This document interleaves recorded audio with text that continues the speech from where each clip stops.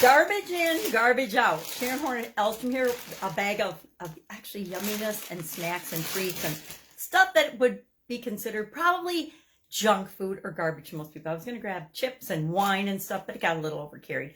So I decided not to. Sharon Horne-Ellstrom here, day 333 of our BU 365-day challenge to do one thing every day that improves us. Also, No Nonsense November, day 29. Garbage in, garbage out.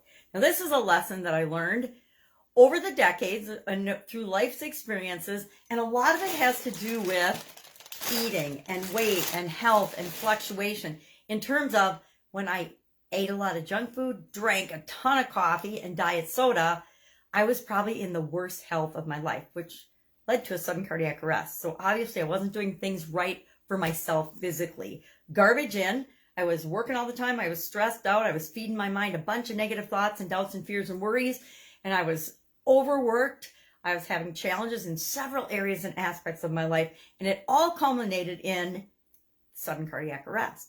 Now, what I find when I move and exercise and take care of myself and do the things that make my body and my psyche and my emotions feel good, I'm inputting good things into my life and I'm getting good things out.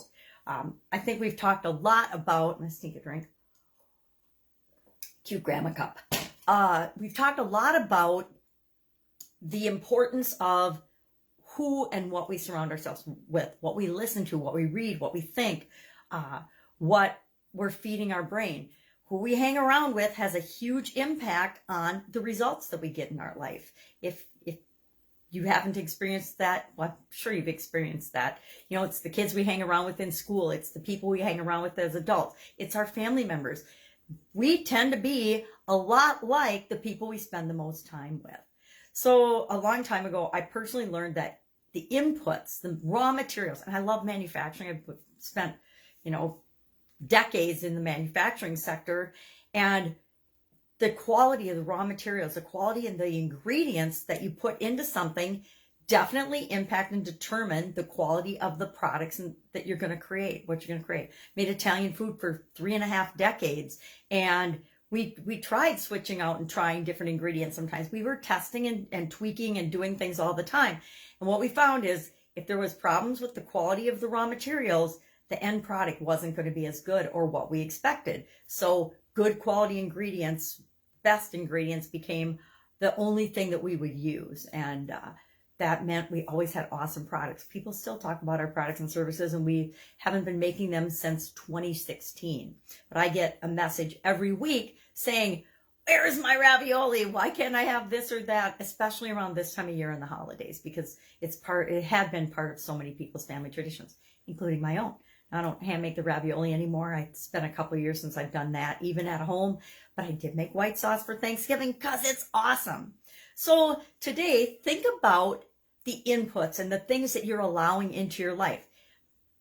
I've been really open about, I don't watch the news. I don't go on social media to find a whole bunch of stuff that's upsetting in the world, like politics and what's going on in other parts of the world, because I know it makes me feel bad. And when I feel bad, I can't put out into the world for the people that I'm here to serve and love and care about, or show up and be the person I want to be. So I just have made it a habit to not let that kind of stuff into my life or feed my brain. I used to joke that my mother-in-law, I didn't have to watch the news because my mother-in-law would make sure I knew every bad thing that was going on in the world. And that was enough exposure, actually more than enough exposure for me personally.